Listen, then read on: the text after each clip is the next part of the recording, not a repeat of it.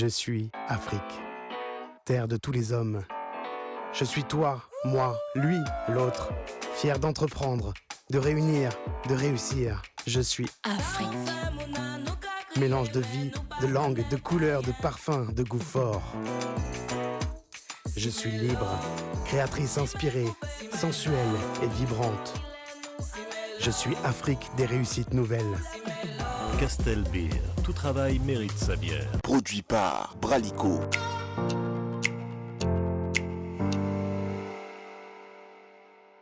Bonjour, vous regardez, écoutez le podcast Ici on en parlait. C'est un réel plaisir de vous retrouver. Pour ce nouveau numéro, nous avons l'honneur de recevoir Madame Christine Makani. Elle est fondatrice et CEO de Glacy. De Glacy transforme les saveurs du Congo, les fruits du Congo, en sorbet, en glace. Si vous êtes en République du Congo, vous avez certainement goûté la glace de Glacy. Sinon, je vous invite à faire cette expérience et vous allez vous rendre compte à quel point cette dame qui exerce l'entrepreneuriat depuis déjà plus d'une trentaine d'années excelle et avec passion, avec amour. Elle est sur notre plateau pour partager un message d'espoir et surtout nous parler de son métier. Bonjour Madame Makani. Bonjour Monsieur Kaba. Vous allez bien? Très bien, merci. Pour toutes les personnes qui connaissent votre marque mais qui ne vous connaissent pas personnellement, comment vous vous présentez? Alors, je suis celle qui fait chanter les fruits du Congo. Nous avons plus d'une quarantaine d'espèces fruitières dans nos forêts, dans nos savanes et je les transforme en sorbet ou en glace et en pâtisserie aussi. Plus d'une quarantaine, vous avez dit? Exactement, plus d'une quarantaine d'espèces fruitières recensées que Glacy transforme aujourd'hui. Au-delà du business plan, vous êtes une passionnée de quoi? Je suis une passionnée d'abord du Congo et des saveurs du Congo. C'est un bonheur de présenter le Congo des saveurs à travers le monde. C'est quoi Glacy? Glacy, c'est l'artisan glacier authentique qui sublime les saveurs du Congo. Et vous, quand vous dites artisan, vous le définissez comment ce mot? L'artisan, c'est un professionnel qui utilise ses mains, qui utilise beaucoup ses mains, qui utilise des techniques pour transformer, en ce qui me concerne, pour transformer les fruits pour lesquels des machines n'existent pas, parce que c'est des fruits typiquement du Congo. Donc, il faut imaginer des process, imaginer comment transformer ces fruits pour conserver toutes leurs saveurs et surtout les rendre très agréables à consommer. La discussion que nous allons avoir aujourd'hui va tourner autour de la transformation des saveurs des fruits du Congo en glace. C'est la spécialité même de Glacy. Mais déjà, il y a une information que vous nous donnez, c'est qu'il n'y a pas de machine qui permette de transformer des fruits en glace. C'est ça? C'est pas transformer les fruits. Les fruits bruts, il faut arriver à extraire le jus. Et il y a des fruits, lorsque vous les regardez, vous vous posez la question de savoir, mais il est où le jus? Donc voilà, le génie, c'est de trouver un process, adapter ou un équipement qui existe déjà, sinon trouver un process manuel pour pouvoir extraire le jus de ces fruits et ensuite les transformer en sorbet ou glace. Et pour cela, les machines existent. Ah, d'accord, Oui. D'accord, très bien. Glacy, c'est combien d'années l'histoire déjà? L'idée, je l'ai eue dans les années 75. J'avais 6 ans ou 7 ans maximum. J'accompagnais ma grand-mère au champ et elle me donnait à consommer des fruits qu'on trouvait dans la savane ou dans la forêt. Et j'ai été particulièrement impressionnée, marquée par la saveur et la senteur des goyaves de savane, qu'on appelle fruta dans le poule et bifulumoyo dans la bwenza. Et j'ai été particulièrement marquée par le parfum et la saveur que dégage ce fruit. Et ma mère, lorsqu'elle préparait de l'oseille, elle faisait du sirop d'oseille. Quand c'était la période des malombo, des tuteke, on avait du jus de tuteke, de malombo à la maison. Et quand on allait au centre commercial, il y avait des glaces aux saveurs étrangères, des fruits étrangers, mais on n'avait pas aux saveurs des fruits de chez nous. Et j'avais décidé à ce moment-là que plus tard, quand je serai grande, je ferai un métier qui valorise, qui sublime les saveurs du Congo, et c'est ce que je fais maintenant. Très très bien. Et c'est votre métier? C'est mon métier aujourd'hui, que je suis dans ma retraite. Là, vous êtes à la retraite? Ah oui, je suis à la retraite depuis 3 ans maintenant. Et pendant que vous étiez en activité professionnelle, est-ce que vous avez déjà lancé le glacis? J'avais lancé le glacis quand je suis rentrée de Paris, après mes études en finance et management. Donc j'ai commencé par créer glacis avant d'aller en entreprise. Et j'avais en même temps glacis et mon travail en entreprise jusqu'en 97. Donc j'ai toujours eu une activité professionnelle personnelle et une activité salariée. Donc on va dire en somme, glacis, l'idée c'est 1975. Concrétisation, 1989, quand je suis rentrée de Paris. D'accord. Voilà. Et premier gros succès, c'est en quelle année? Déjà en 89-90, quand j'ai démarré. Et comment vous avez financé le lancement de glacis? J'ai commencé avec le concours de mes parents, qui ont accepté avec bonheur que j'aille faire hôtellerie en Tunisie et ensuite que j'aille à Paris faire finance et management. C'est mes parents qui avaient financé mes études. Et quand je suis rentrée de Paris, avec les sous que les parents m'avaient donnés, j'ai acheté du matériel pour commencer la pâtisserie.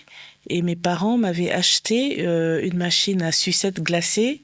Et donc, j'ai commencé en faisant des sucettes glacées au tuteke, malombo, tangawis et tout ça là, en 1989. Quelles sont les difficultés auxquelles vous avez fait face en tant qu'entrepreneur? Je ne parlerai pas vraiment de difficultés parce que c'est inhérent à la vie de l'entrepreneur, c'est inhérent à l'artisanat. C'est un métier que j'ai tellement voulu faire qu'à l'occasion de mes études à Paris, on a eu un devoir sur le business plan. Et donc, dans la partie analyse de risque, c'était très détaillé. Donc, je connaissais déjà par avance toutes les problématiques auxquelles je devrais faire face. Et donc, je me suis préparée à trouver des solutions pour pouvoir justement lancer Glacis et faire en sorte que Glacis prospère. Donc, difficulté en tant que telle, je dirais non, mais c'est des obstacles que j'avais identifiés par avant et qu'il fallait franchir. D'accord. Pour pouvoir avancer. Mais comment vous gérez votre emploi et le projet de Glacis? Moi, j'avais commencé d'abord Glacis et ensuite l'emploi salarié. D'accord. Donc, tous les 2 heures du matin, j'étais à la pâtisserie pour préparer mes produits et à 7 heures, j'étais au bureau. Et j'ai fait ça de 91 à 97. J'avais mon cabinet de consultant en risk management, donc j'ai beaucoup travaillé dans le cabinet en tant que risk manager et aussi enseignante dans les écoles supérieures de commerce.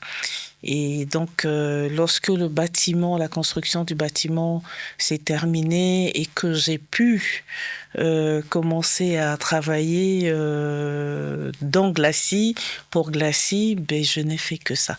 D'accord. Oui. La construction du bâtiment du siège de Glacis. Là où nous sommes en ce moment. D'accord. Oui. Ça se trouve au plateau, je pense. Au plateau des 15 ans, à la Runco, oui. Déjà, Glacis, c'est rafraîchissant comme nom. Oui. Comment vous l'avez choisi?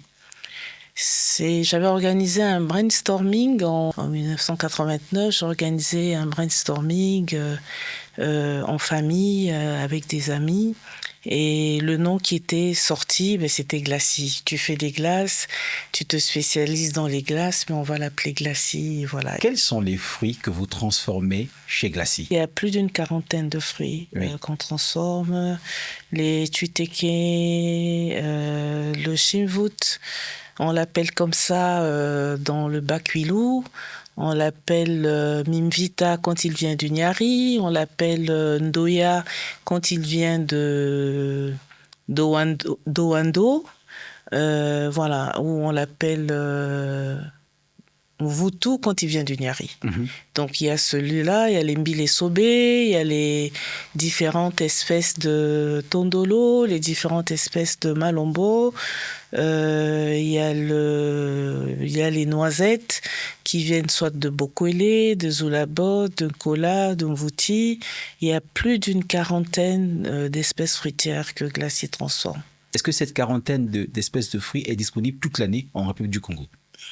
Non, elle n'est pas disponible. Il y a des fruits, par contre, qui sont disponibles. Au fil des ans, j'ai découvert que le tuitéké, on l'avait pas que dans les plateaux. Il y a quelqu'un qui a réussi à les domestiquer dans le pool. Généralement, lui, il les a à partir du mois d'avril-mai. Et l'année dernière, j'ai découvert qu'on avait des tuitékés aussi entre Oando et Makwa. Ils viennent de la localité d'Engwele. Et on a des tuitékés aussi dans la forêt de Toko-Pikunda. Donc, ce qui fait que je peux avoir le tuitéké toute l'année. Toute l'année, oui. C'est pareil pour le chimvut, c'est pareil pour le sicheche ou akolo. Donc, il y a des fruits comme ça qu'on a toute l'année. Les malombo, en ce moment, ils viennent des plateaux. Lorsque ça sera plus la saison des pluies, ils viendront d'Infondo, ils viendront de Wesso. Donc, il y a des fruits comme ça avec le temps. J'ai pu mettre en place une cartographie donc, qui me permet de m'approvisionner de certains fruits tout au long de l'année. Justement, comment vous vous approvisionnez? Comment ça se passe concrètement? Est-ce que vous êtes en partenariat avec des cueilleurs? Comment ça se passe? Alors, le réseau d'approvisionnement qui a été mis en place, ça a pris beaucoup de temps. Au début, j'allais dans les marchés. Notamment entre 22h et 3h du matin, lorsque les camions de fruits arrivaient au marché Malonga. Donc, je me suis liée d'amitié avec tous ceux qui poussent des brouettes, là. Donc, en leur disant, si vous identifiez une personne qui vend un fruit de chez nous, faites-moi signe. Et souvent, il arrivait que j'étais à peine rentrée du marché à 2h, 3h du matin, qu'on m'appelait, bon, il y a une personne qui est là, qui a un fruit. Et donc, il y avait le marché Malonga. Quand j'avais quitté là-bas, j'allais à Thomas Sankara ou à la Tiémé. Il y a des dépôts à Talangai, d'où viennent les camions de Gamboma, d'Oando. Donc, je connais à peu près tous les dépôts où arrivent les camions. Et ce que je faisais souvent, lorsque j'avais acheté des produits à une personne, je l'invitais à Glacy pour une dégustation. D'accord. Donc, mes fournisseurs savaient où me trouver. D'accord. Et ma sollicitation, c'était, ne vous posez plus la question à qui vous allez vendre. Quand vous cueillez les fruits, vous les emmenez ici directement. Ce qui fait que depuis 5 ans maintenant, on m'emmène directement les fruits chez Glacy au plateau. Ah, d'accord. Mais la collecte, comment ça se passe? Est-ce qu'une fois vous êtes déjà allé sur le terrain pour aller voir la collecte, ou ça doit vous manquer à cette petite Christine qui allait avec sa grand-mère dans les champs? Ça vous manque pas un peu, non? Alors, je suis allée cueillir des fruits, c'était les tuitékés, à Kubola, chez la personne qui a réussi à les domestiquer. Personnellement, je me suis lancée dans le planting des tuitékés. Ah. J'ai eu une toute petite récolte l'année dernière, mais cette année, je pense que ça s'annonce mieux. Et il y a des personnes, effectivement, chez qui je vais voir les plantations dans les villages. Je vais voir les plantations. Bon, c'est agréable de voir comment ça se fait. Mon rêve, c'est d'aller dans les forêts d'Imfono et cueillir les malombos. Je ne l'ai pas encore réalisé, mais je le réaliserai. J'étais allée à Ouesso, où j'ai rencontré aussi des collecteurs de fruits, voilà, qui m'envoient souvent des fruits de Ouesso ou de Zoulabot. Comment se déroule le processus de transformation de la collecte au sorbet? Qu'est-ce qu'il y a au milieu? Alors déjà, ce qu'il faut savoir, c'est que chaque fruit a sa nature, chaque fruit n'est pas pareil. Et donc, ce qui est important, c'est déjà de comprendre la nature du fruit, de comprendre la caractéristique de son noyau. Ça, c'est déterminant pour savoir comment on va traiter le fruit. Si le fruit a un noyau qui est amer, ça demandera beaucoup de tact pour ne pas que dans le traitement de fruits, le noyau se casse et libère des substances amères, ou alors que l'amertume du noyau se retrouve dans le fruit. Et donc, il faut d'abord comprendre la caractéristique du fruit, sa composition physique, pour trouver comment le traiter pour en extraire le maximum de pulpe pour pouvoir le transformer après en sorbet par l'ajout d'un sirop de sucre. Moi, je travaille essentiellement avec du sucre roux.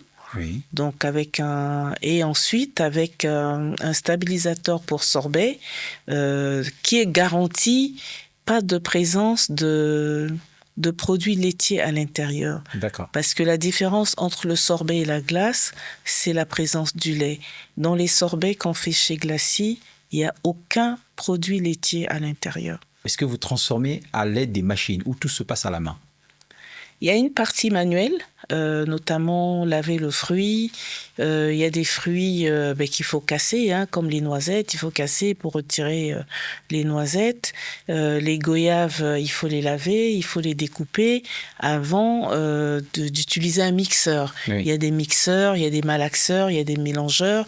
Avec le temps et les voyages, on arrive à trouver des machines. On se dit, tiens, on va essayer. Ça pourrait très bien aller avec tel fruit. Et comment se passe la transformation? Alors là aussi, la transformation au quotidien, ça dépend de la nature des fruits. On m'a livré des goyaves tout à l'heure. C'est des produits très sensibles. Donc immédiatement, il faut les nettoyer, il faut les mixer et après, il faut les pasteuriser pour pouvoir les conserver pour après soit en faire des jus, soit en faire des sorbets. Ou alors faire des compotes qu'on met dans des pâtisseries. D'accord. Ça représente combien d'heures de travail, tout ce processus de transformation? C'est combien d'heures de travail? Une fois qu'on vous livre, la collecte est faite, vous êtes livré au plateau, dans votre siège. C'est combien d'heures de travail, Madame Makani? Alors, lorsque je reçois, par exemple, si je reçois 10 bidons de minguingue, ça dépend de l'heure à laquelle on me les apporte. Il n'est pas étonnant que je travaille jusqu'à 2h, 3h du matin. Oh. Oui. Il n'est pas étonnant que souvent je travaille tard et puis je pense que j'aime bien travailler tard parce que c'est là où je suis le plus inspirée. D'accord, mais il y a beaucoup de mains. Je veux dire, vous n'êtes pas seul, vous êtes accompagné, il y a une équipe. Il y a une équipe, mais avec le temps, comme j'ai dit, j'ai amélioré les processus de traitement. Donc le travail, il est moins pénible qu'il y a, je dirais même, il y a 4 ans. Ah, il y a 4 ans. Il est moins pénible qu'il y a 3 ans. Voilà, avec le temps, on apprivoise mieux certains produits et on s'équipe pour pouvoir justement améliorer le traitement des fruits. Mais le gros challenge aujourd'hui, effectivement, c'est de pouvoir acquérir des malaxeurs pour pouvoir traiter plus rapidement une grande quantité de fruits. Oui. Parce que là, j'ai des petites machines et c'est pas suffisant pour traiter aujourd'hui les gros volumes de fruits que je peux recevoir des collecteurs. D'accord. Quand vous dites gros volume de fruits, ça représente combien en nombre? Je peux recevoir 100 kilos de goyaves. Il faut arriver à les traiter. Je peux recevoir 150 kilos de minguingue. Il faut arriver à les traiter.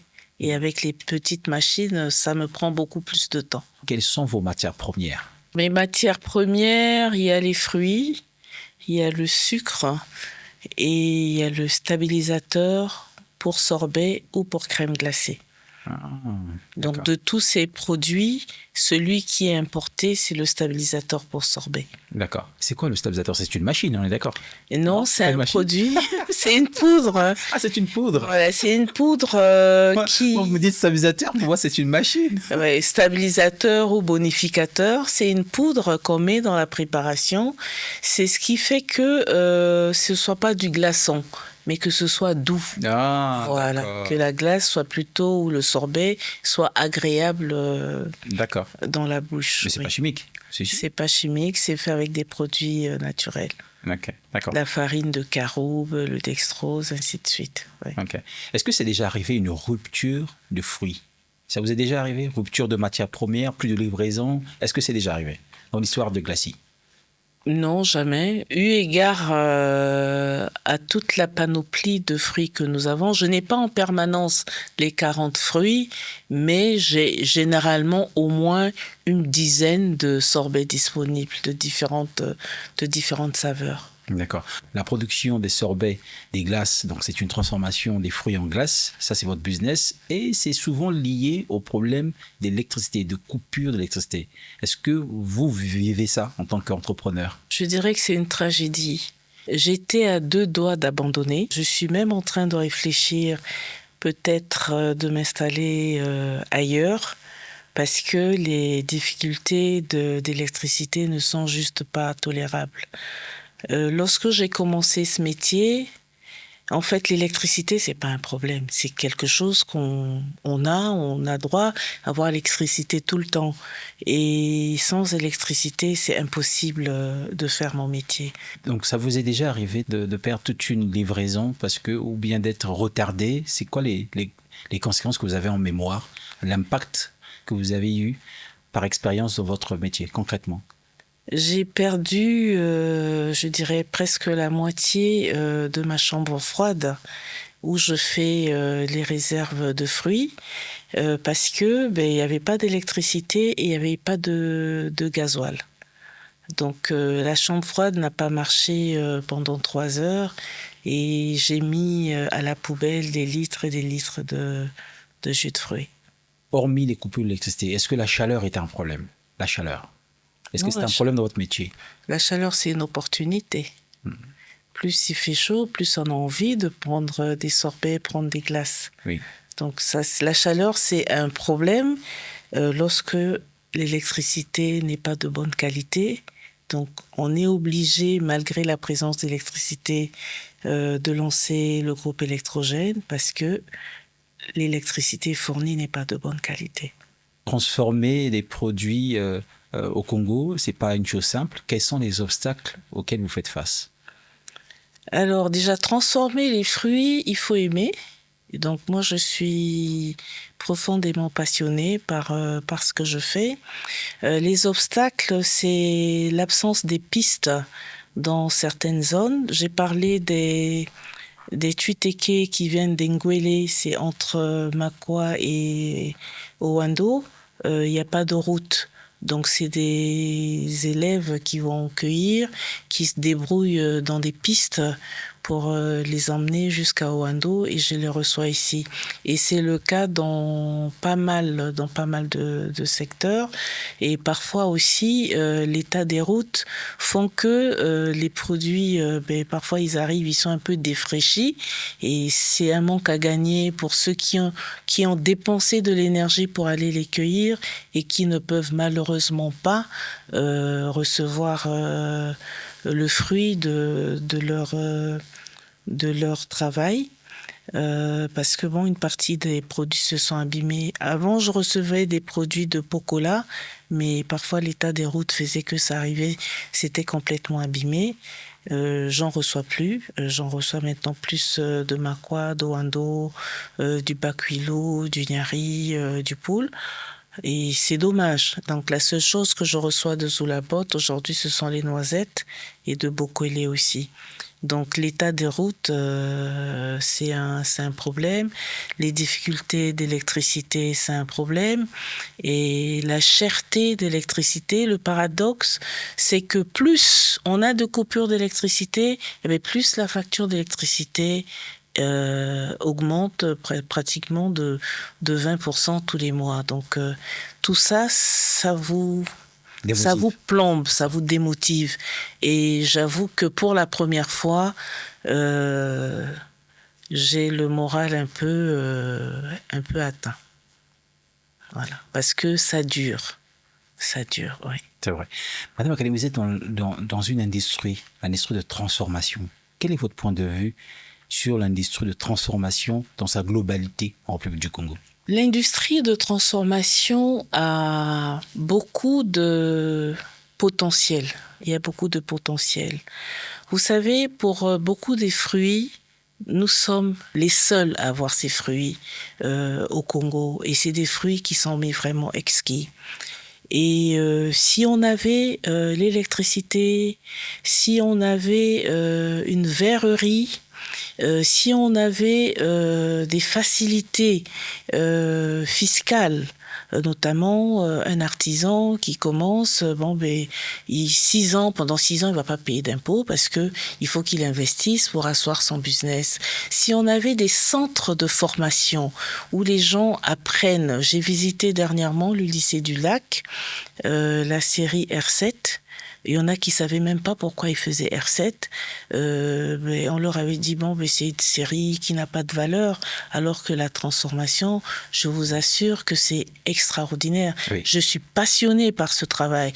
Tout ce qu'on peut faire entre les huiles, les senteurs, les huiles essentielles, les pâtisseries, c'est extraordinaire.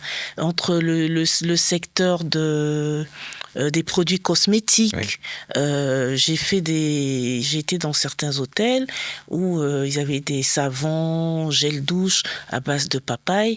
Je me disais, mais mince, si on avait l'huile essentielle de tondolo, les bougies parfumées, au tondolo, au minguengue, le mbile sobé, lorsque vous avez un seau dans votre voiture, mais vous n'avez pas envie de sortir de votre voiture, tellement ça sent bon. Le tondolo, c'est pareil. Donc, le minguengue, le lantana.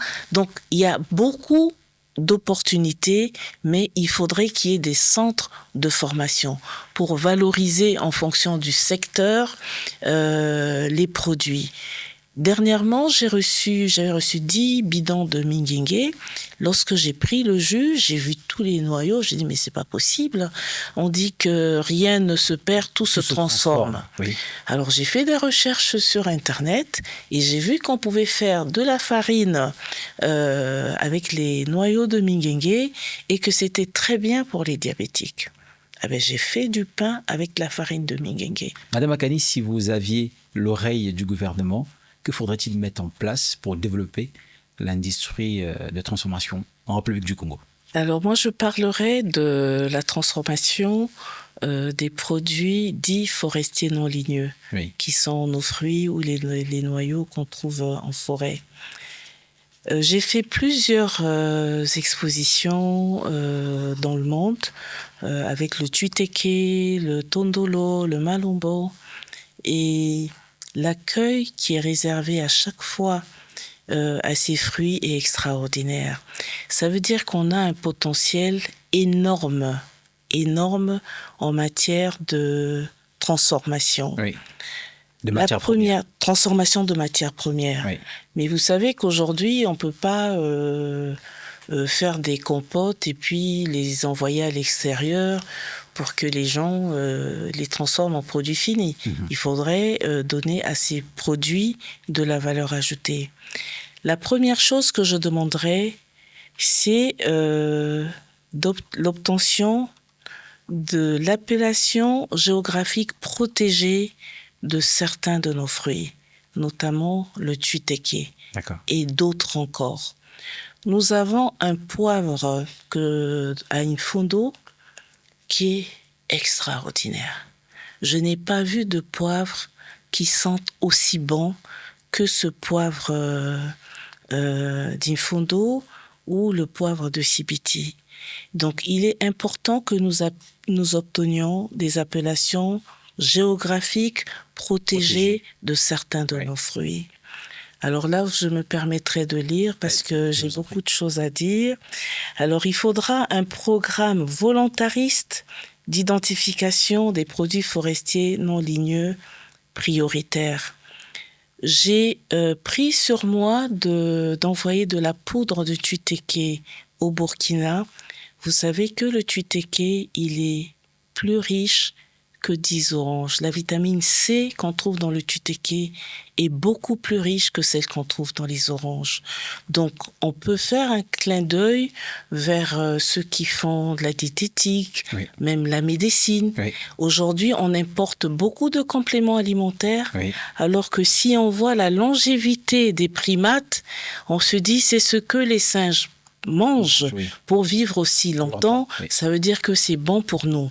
Mais si on n'a pas un programme volontariste pour identifier dans chaque espèce fruitière du Congo que contiennent les feuilles, les écorces, les fruits, les racines, nous passons à côté vraiment de beaucoup d'opportunités.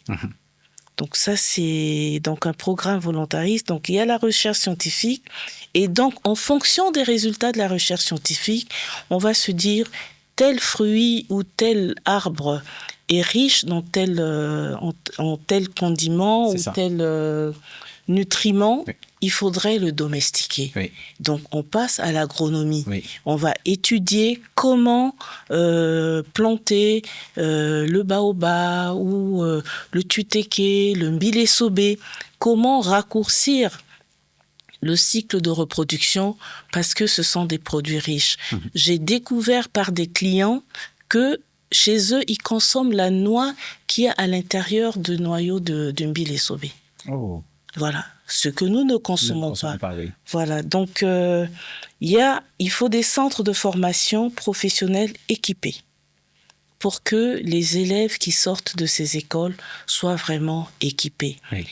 Équipés en termes de connaissances de transformation, mais équipés aussi en termes de maintenance des équipements, équipés pour la création. On a beaucoup de génies chez nous, ils créeront des machines pour extraire les fruits de nos différentes espèces qui auront été considérées comme prioritaires. Si on a une verrerie, les gens n'utiliseront plus les bouteilles de récupération. Nous achèterons des verres et avec tous les créateurs que nous avons chez nous, on peut même avoir une bouteille à la forme spéciale d'un instrument du Congo et dans le monde entier, lorsqu'on verra cette bouteille-là, on dira ce produit vient du Congo. Parce qu'il est hors de question que nous exportions les matières premières, mais nous devons plutôt travailler pour exporter des produits transformés. Et pourquoi pas, comme font certaines nations, partout où ils vont, il y a un restaurant de leur spécialité. Pourquoi pas, de par le monde, avoir Glacis, avec uniquement les saveurs du Congo. Donc, subventionner, on a parlé d'électricité, subventionner l'installation du solaire chez les transformateurs de produits locaux. J'ai parlé, il y a accordé un forfait en électricité parce que les factures en ce moment, c'est énorme. Je ne donnerai pas le montant que je paye parce que ça donne le tournis. Et j'ai parlé aussi des exonérations fiscales pour les artisans, pour les encourager les premières années à investir pour pouvoir développer leurs activités. Jusqu'à la 5e année, je continue à faire des investissements. Là, je continue à faire des investissements. Maintenant, ça sera pour m'aider à transformer justement des quantités plus importantes de produits. Et ça permet évidemment d'acheter plus à nos parents qui font la collecte dans les forêts. Et surtout, avec la domestication, on aura des champs. Moi, j'ai commencé des plantations de tutéké. Comme j'ai dit, j'ai récolté un tout petit peu l'année dernière. Cette année, j'en récolterai plus. Et c'est tout un secteur, justement, spécifique au Congo que nous allons créer et que nous allons exporter de par le monde. Très bien. C'est quoi la plus belle année de Glacis en termes de chiffre d'affaires? Ce que je dirais qu'on est en progression d'une année sur l'autre. On produit de plus en plus de sorbets, on vend de plus en plus de sorbets. Je dirais que chaque année, chaque nouvelle année est meilleure que l'année précédente. Oui. C'est des gros montants ou on parle des gros montants, ce sont des gros bénéfices ou pas? En fait, dans le Bon, secret. les marges dans la transformation agroalimentaire ne sont pas très... On est autour de 35-40% en fonction encore de la nature de fruits, des produits, mais ces marges sont obérées par tous les coûts. J'ai vendu pour 100 000, j'achète pour 30 000 de carburant, c'est plus que ma marge que je dépense. C'est ça. Donc, en termes de marge, l'activité c'est une activité très rentable, mais qui souffre de l'importance des charges. L'électricité et les dépenses de gasoil, plus le groupe tourne, plus il faut faire l'entretien du groupe. Et cette année, c'est la pire des années en matière d'électricité. Très bien. Glacis emploie combien de personnes en emploi direct et indirect? En emploi direct, je dirais 3. J'ai des étudiants qui, pour financer leurs études, il y en a qui viennent 2 jours dans la semaine, il y en a qui viennent 3 jours dans la semaine. Mais en termes d'emploi indirect, c'est énorme. Il y a les gardiens, il y a ceux qui nous vendent les fruits, il y a ceux qui transportent, il y a ceux qui font nos cartes de visite, il y a ceux qui font des montages de vidéos. C'est des jeunes qui sont payés pour faire cela. Mais en emploi direct, on est à 3 personnes. Glacis, ça vous appartient, vous avez 100% de départ. Exactement. J'ai été établissement jusqu'à l'année dernière et là, je suis passée SARL. D'accord. Ça vous est jamais tenté d'ouvrir votre capital et de vous associer afin de plus vous développer? Plus me développer en m'associant. Le problème du développement, ce n'est pas vraiment le capital en tant que tel. Le problème du développement, c'est la disponibilité des produits. Tant qu'on n'a pas domestiqué les espèces et qu'on reste sur la cueillette, il y a des volumes au-delà desquels je n'achète pas. Parce que on doit prélever dans la forêt et laisser une partie pour les animaux qui y sont. Et ce n'est pas avec des produits de cueillette qu'on peut se développer. Donc, il y a du travail à faire en amont de Glacis, c'est-à-dire la culture des produits, la pré-transformation des produits. Dernièrement, j'ai commencé avec mon fournisseur de Malombo. Quand elle vient, elle dit oui, je t'ai amené 4 gros sacs. Le sac, pour le transporter, il paye 1000 francs dans un taxi. Elle peut pas en mettre plus de 4. Je lui dis, mais pourquoi ne pas pré-traiter les Malombo? Vu qu'elle a de l'eau, donc elle les lave, elle les coupe. Et 3 sacs de Malombo vont dans un bidon de 25 litres. Et donc, en termes de coût de transport, c'est réduit. Et elle, en termes de marge, c'est plus important pour elle, pour le travail supplémentaire. Donc, le capital en tant que tel, aujourd'hui, quelqu'un va apporter je ne sais pas combien d'argent, et si les produits ne sont pas disponibles. Si à Ngwele, on a beaucoup de stocks là-bas, les jeunes ne peuvent pas aller les cueillir parce qu'il n'y a pas de piste. Oui. À quoi sert le capital? Donc, il y a tout un environnement à mettre en place. Et ça, c'est des domaines où on a besoin d'investisseurs. Oui. Si on n'a pas de verrerie, si on n'a pas d'usine de fabrication des pots dans lesquels nous mettons les glaces, d'emballage exactement, à quoi ça sert d'avoir un gros capital alors que toutes les activités en amont ne sont pas organisées. Oui. Très, très bien. La recherche scientifique. Si aujourd'hui on dit que le tuteke, bon, il est très riche en non seulement vitamine C, mais il est très riche en antioxydants. Pourquoi, par exemple, ce que moi je laisse quand j'ai pris le fruit, il y a la fibre qui est autour du tuteke. On n'a pas étudié cette fibre-là. Aujourd'hui, les gens, ils font des tissus avec des peaux de banane. Ils font des tissus avec certaines plantes.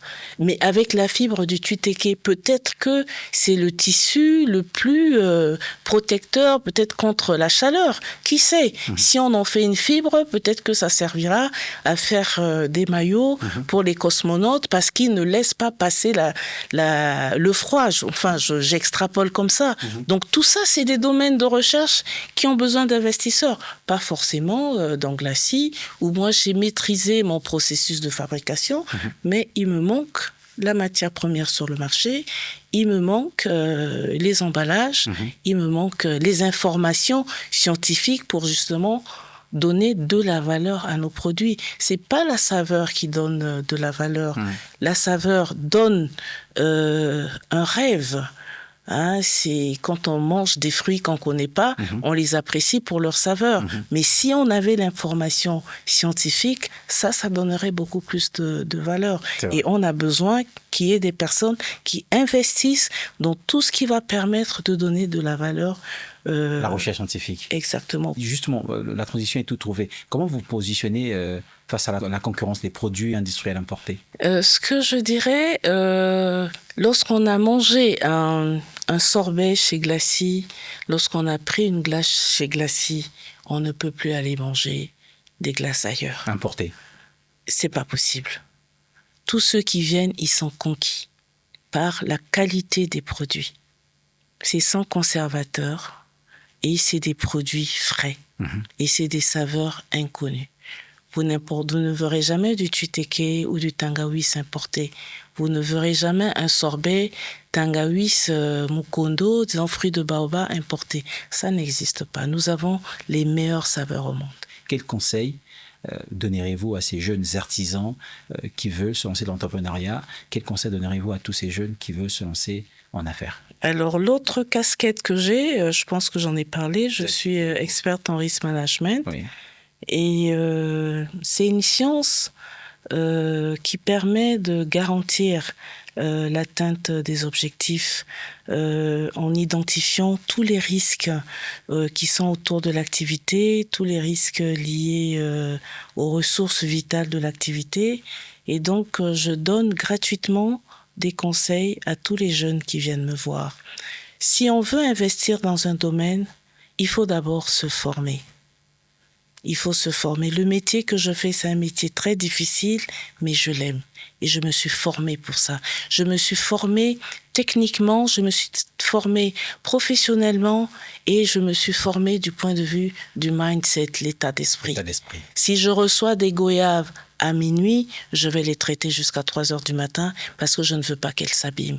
Si je reçois du tuteke qui ont eu quelques soucis dans le transport à minuit, je vais les traiter jusqu'à 5 heures du matin parce que je veux préserver toute la saveur de ce fruit. Donc, il faut d'abord aimer ce qu'on veut faire et il faut se former. Il faut se former. Il faut avoir une vision. Où je veux aller? Pourquoi je fais ça? Si je ne sais pas pourquoi je fais ça, à la moindre difficulté, je lâcherai prise. Donc, il faut savoir pourquoi on fait. Et aujourd'hui, on parle beaucoup on n'a pas de financement, certes. Mais il faut faire ses preuves. Glacis a bénéficié d'un financement après une émission télévision. Il y a le directeur de la BOA qui avait suivi l'émission, qui m'a appelé. Il m'a dit: de quoi avez-vous besoin? J'ai bénéficié d'un financement de la BOA que je n'avais pas demandé. Nous avons été à la foire en Chine, au forum Chine-Afrique à Changsha. J'ai la banque postale, quand ils ont vu l'engouement qu'il y avait autour de mon stand, le DGA m'a dit: quand on rentre à Brazzaville, viens me voir. Je suis pas encore allée. Donc quand on a un produit excellent, parce que on y a mis tout son cœur, tout son amour, toute sa tête pour offrir le meilleur, ça finit par parler. Oui. Ça finit par parler et ça devient votre celui qui fait votre publicité, c'est la qualité de votre produit. Ce sont les clients qui font la publicité de vos produits et on arrive à obtenir des aides. Et ça finit par payer. Ça finit par payer. Pour pallier aux problèmes de financement, ça j'avais vu aux États-Unis, il y a des incubateurs où il y a toutes les machines. Et les gens sont formés là-bas. Et quand ils ont des marchés, ils vont produire là-bas. La première heure est gratuite. À partir de la deuxième heure, ils payent quelque chose. Donc nous, on peut aussi avoir un centre hyper équipé en matériel de transformation où les gens iront fabriquer leurs produits. C'est ça, c'est très bien. Donc ça, c'est une très bonne idée, oui, ça c'est vrai. Oui. Merci à vous, Madame Makani. Merci beaucoup. Merci à vous de nous avoir écoutés. Merci à vous de nous avoir suivis. Abonnez-vous sur notre chaîne YouTube et on se retrouve à la prochaine. Merci. Au revoir.